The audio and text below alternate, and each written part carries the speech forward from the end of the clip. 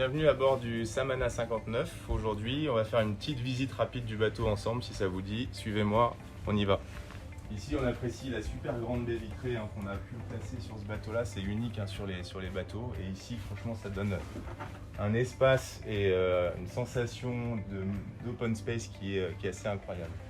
Vous pouvez voir dans le carré, ce que j'aime beaucoup, c'est ce petit bar ici qui donne vraiment, même quand on est avec la cuisine en bas, une sensation d'espace avec tous ces canapés autour, on s'y sent déjà super bien.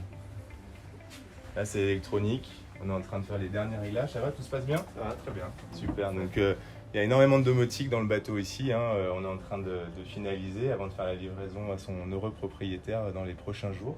Et le bateau rejoindra le programme de l'Arc World, celui-là, et fera un grand tour dans le Pacifique avec des propriétaires argentins qui sont super contents. On continue, on va dans la cabine.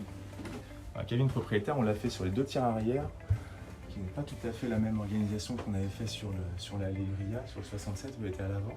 Et ce qu'on voulait, c'était vraiment une double communication dans cette cabine propriétaire. Donc on peut rentrer à la fois par le carré et aussi par le cockpit qu'on voit là-bas. Donc forcément un super grand lit, king size bed, island bed qu'on voit ici avec la télé devant, la vue panoramique sur la mer forcément, plein de rangements partout, on a le petit bureau, ici on a tout un tas de dressing, tiroirs, choses comme ça, puis on arrive dans la salle de bain propriétaire avec très grand plan de travail, son évier, une super belle douche ici, les toilettes qui vont avec, et puis cet accès privatif directement sur l'extérieur qui est super pratique pour aller se baigner, revenir, et vraiment passer du bon temps dans ce bateau-là. On continue avec la cuisine. Là, on est à la coque bâbord. Donc derrière moi, on a une cabine invitée. Et ensuite, on rentre dans cette version d'aménagement. Il y en a plusieurs, mais dans cette version d'aménagement, dans la cuisine en bas, suivie de la cabine équipage. Donc c'est vraiment le crew quarter qui est organisé ici. Vous voyez cette cuisine tout équipée. Vous avez forcément la plaque 5 gaz. Vous avez frigo, congélateur, lave-vaisselle. Enfin, il y a vraiment tout ce qu'il faut pour continuer.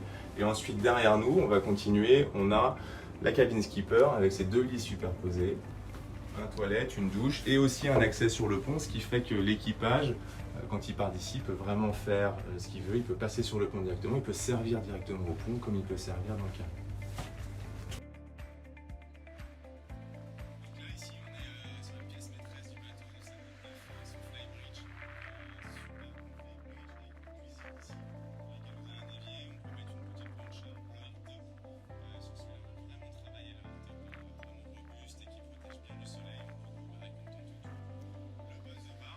Centrale qui est très facile à utiliser.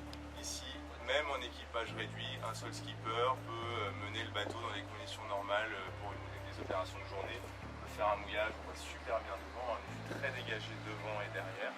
Et ensuite, quand on fait le tour, on voit à l'arrière un endroit vraiment pour se laisser aller, dormir, bronzer, et puis tout un espace ici de canapé pour y passer l'après-midi, pour faire un cocktail, pour faire un repas.